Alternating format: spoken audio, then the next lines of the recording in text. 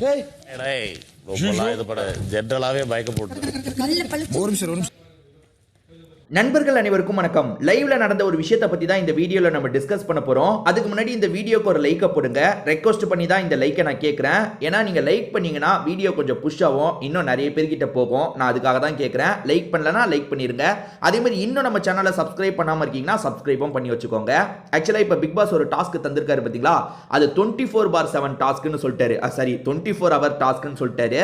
அதனால நைட்டு தூங்காம அந்த நெக்லஸை பாதுகாக்கணும்னு ஆல்மோஸ்ட் எல்லாருமே முடிச்சு தான் இருக்காங்க.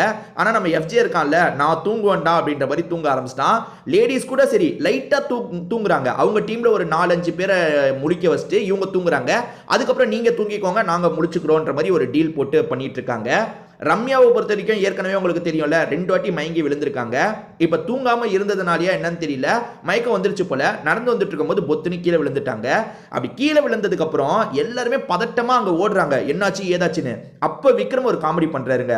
நீங்க கேரக்டர்ல தான் இருக்கீங்க, காமெடி பண்ணுங்க, ஆனா இந்த விஷயத்துல காமெடி பண்ணலாமா? என்ன தெரியுமா சொல்றாரு, அவ்வளவுலாம் பதட்டப்படாதீங்க, அவ அடிக்கடி விழுறது தான் அப்படின்ற மாதிரிலாம் ஒரு மாதிரி சொல்லிட்டு இருக்காருங்க. அதாவது வந்து கேரக்டரா இருந்தாலும் வந்து அவரோட வன்மம் மட்டும் குறையல பாருங்களேன். இந்த இடத்துல காமெடி பண்ணுமா? சரி, அவங்க அது இதை வந்து எப்படி அவர் காமெடியா பண்ண முடியுது தெரியல. ஒருத்தங்க நடிக்கிறாங்க நடிக்கலன்றது அவங்களுக்கு தான் தெரியும். ரம்யா இதுக்கு முன்னாடி விழும்போது நடிப்பு மாதிரி தான் நமக்கு தெரியுது. ஆனா வந்து ஹெல்த் ரிலேட்டடான விஷயத்துலலாம் வந்து அப்படி கமெண்டே பண்ணக்கூடாது. அதை வந்து காமெடி பண்றேன்ற மாதிரி விக்ரம் அங்கேயும் அவரோட வேலையை காட்டுறாரு. மற்ற எல்லாருமே முதல்ல அந்த ஸ்பாட்டுக்கு போறாங்க. அதுலயும் ரொம்ப துடிச்சு போறதுனா சபரி தான். உண்மையிலேயே சபரியை இந்த விஷயத்துல பாராட்டலாங்க. ஏன்னா இதுக்கு முன்னாடி நடக்கும் போது சபரி தான் வேகமா அந்த இடத்துக்கு வந்திருப்பாரு. ஃபர்ஸ்ட் எய்ட் என்ன பண்ணுமோ அதை பண்ணிருப்பாரு. அதே மாதிரி சபரி என்ன சொல்றாருன்னா, அவளுக்கு லோ பிபி இருக்கு, அதனால தான் இது நடந்திருக்கும் அப்படின்ற மாதிரி சொல்லிட்டாரு. அதே மாதிரி சபரி இருக்காருல, கொஞ்சம் வழி விடுங்க, காத்து வந்தா ஓரளவுக்கு சரியாயிடும் அப்படின்ற மாதிரி சொல்லிட்டாரு. அதே மாதிரி கனி என்ன சொல்றாங்கன்னா, மூஞ்சில தண்ணியை வேகமா அடிங்க, யாராவது அடிங்கன்ற மாதிரி சொல்லும் போது கானா வினோத் நான் அடிக்கிறேன்ற மாதிரி தண்ணியை வந்து புடிச்சு மூஞ்சில அடிச்சிட்டு இருக்காரு. கொஞ்ச நேரம் அசைவே இல்லாம தான் இருக்காங்க. அதனால இவங்க பிக் பாஸ் எல்லாம் சொல்றாங்க, பிக் பாஸ் இந்த மாதிரி நடந்துருச்சு, பிக் பாஸ் இந்த மாதிரி நடந்துருச்சு அப்படின்ற மாதிரிலாம் பதட்டமா பேசிட்டு இருக்காங்க. ஆனா கொஞ்ச நேரம் தண்ணிலாம் அடிச்சு கொஞ்ச நேரத்துல வந்து ரம்யா கண் முழிச்சிட்டாங்க.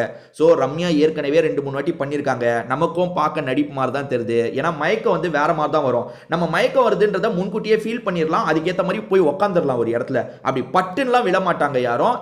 ரம்யா அப்படி விழுறாங்க, அது நடிப்பு மாதிரி தான் இருக்கு. பட் இந்த மாதிரியான விஷயத்துல நம்ம ரொம்ப கமெண்டே அடிக்க முடியாதுங்க. அதுவும் இந்த மாதிரி விஷயத்தை வச்சு கிண்டலே பண்ணக்கூடாது.